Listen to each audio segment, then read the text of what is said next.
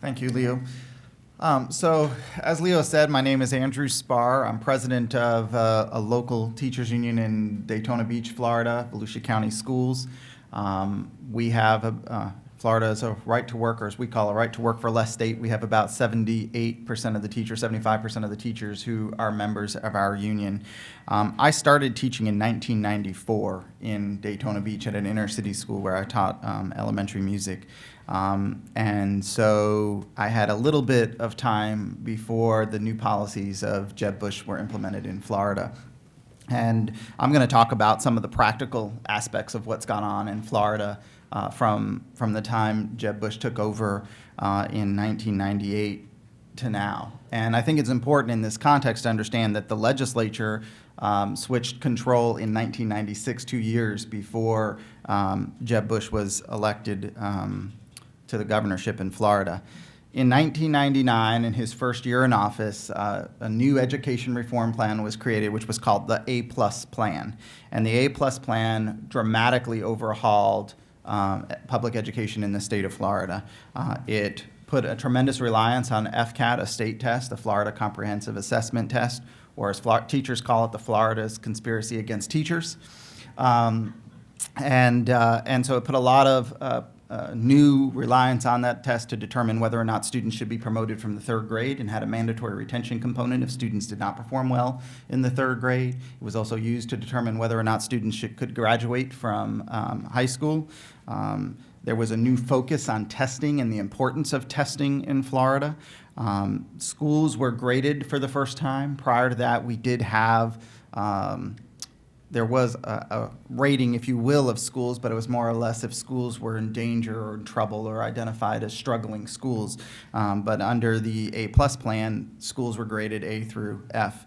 And then there was funding attached to the grading of those schools, and that funding was done based on a reward system. If schools were an A school, or if they improved a letter grade, they got funding under the A-plus plan. And then a couple other things that it did I think were pretty important to understand was that it created this mindset also when the schools got that money, if they improved a letter grade or maintained an A, how that money was used in a divisive way. Quite honestly, it became very divisive because there was it was not something that could be negotiated. It was something that the schools themselves had to decide how to use that money. There was questions, should it be used to reward the staff at the school? And if so, which staff and who? Should it go to students? There were certainly a lot of questions that came up in regards to that. Charter schools were part of it, and then, of course, opportunity scholarships or vouchers, which our state union sued and was successful on stopping some of those opportunity scholarships.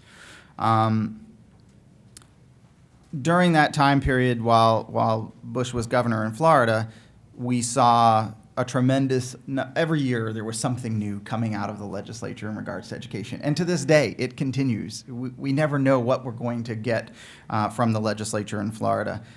There were pay schemes, how we're going to change how we pay teachers. There were several attempts to tie teacher pay directly to student test scores. There was a revitalization, if you will, of the A-plus plan in 2005. That was called the A-plus plan, which really just kind of elevated the pressures that people were feeling. And I think finally in Florida, we're starting to see the revolt that's been building over this time. Our perspective, the perspectives as you talk to teachers in Florida, is that there has been so much focus on testing and only testing, and the only thing that matters is testing, that teachers don't feel like they can teach. They don't feel they're treated as professionals. They don't feel that they have a say in what goes on in their classroom. It's led to scripted lessons. It's really led to this mentality of one size fits all, that every child will learn the same way regardless. It's put incredible pressure on students to the points where there's now, as there is throughout the country, an opt-out movement that's growing in Florida. Of course, Florida's position right now is that parents don't have the right to opt their children out of testing. And there's consequences, by the way, because under the A-plus plan, when it was first passed, for schools that do not test enough students, there's a penalty associated with that. So you have to ensure that you're testing all of the students. So if parents were to keep students home on testing day, that could actually negatively impact the school. And that's something that even to this day, the Department of Education in the state of Florida points out. So we've had a tremendous amount of change over the last couple of decades when it comes to education in Florida.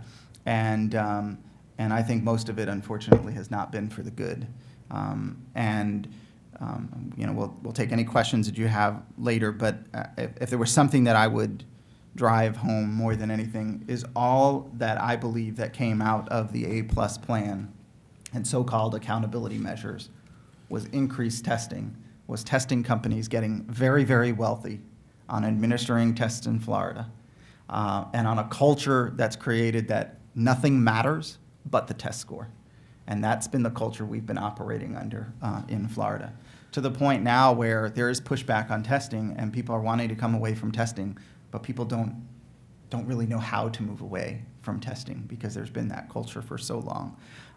And that's really sad, in my opinion, a sad story for what's gone on in Florida, that testing is the only thing that matters. And it drives the funding, and it drives the decision-making, and it now drives teacher evaluation, and it drives whether or not students graduate. And the last thing I'll close with is this year in Florida, we implemented a new assessment called the FSA, the Florida Standards Assessment. And they recently set the cut score for this test. And in setting this cut score, this passing score for this test, they said they did it so that 50% of the students would pass, which of course conversely means 50% of the students fail. How is that good for kids is beyond me. But when you set a cut score after you see how students perform, and they call it, they're setting high standards because 50% of the students are failing, essentially. You're not measuring standards. You're just arbitrarily, politically setting a cut score. And I equate it to when many of us were in school, we had norm reference testing.